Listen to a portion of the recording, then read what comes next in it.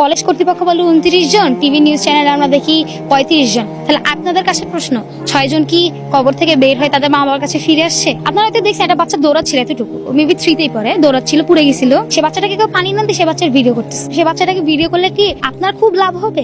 আপনার সন্তানের জায়গায় থাকতে আপনি ভিডিও করতে পারতেন তাই। আর আপনারা যে 40 টাকার পানি 600 টাকা করে বিক্রি করলেন, আপনাদের ব্যবসায় কি এমন মানে ইয়া হয়ে গেছে, লাভ হয়ে গেছে যে ওই দিনই করতে হইলো?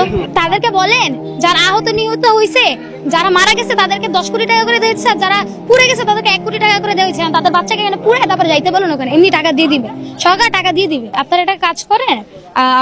আমি বিমান বাহিনীর সাথে কথা বলি, বিমান বাহিনীর লোকটা ভিতরে আছে, আমরা গেটটা একদম ভেঙে দিই, গেটটা ভেঙে দিয়ে এখানে বেঞ্চ টেঞ্চ সব দিয়ে দিই, মুড়ি চানাচুর যার যেটা পছন্দ সব এনে দিব, ওরা বসবে।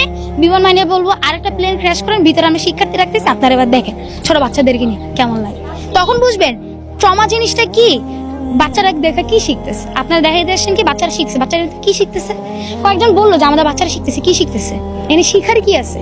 জামাত শিবির বিএনপির লোকজন এখানে আইসা, আর ভাই এখন কি এখানে হাত দেখানোর সময় আছে? তুমি কি দেখাইতেছো যে হ্যাঁ আমি শোক জানাইতেছি? এখানে তো এগুলো দেখানোর সময় না। আপনারা সাইড দেন, আপনারা সর আগে বাচ্চাগুলোকে বাঁচান, তারপর আপনার পরিদর্শন করতে আস। কিন্তু ওই দিনই কেন পরিদর্শন করতে হবে? আর এখন কি যে পরিদর্শন এখানে? এখানে কি পার্ক খুলে রাখছেন আপনারা? আমরা কি পার্ক খুলে রাখছি?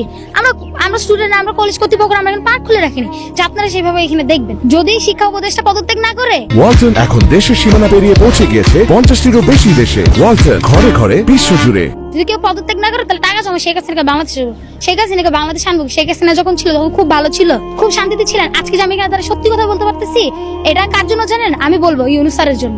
আজকে শেখ হাসিনা থাকলে আমার মুখ থেকে সত্যি কথা বাইরে হলো, দেখতে একটু আমার বুকে গুলি।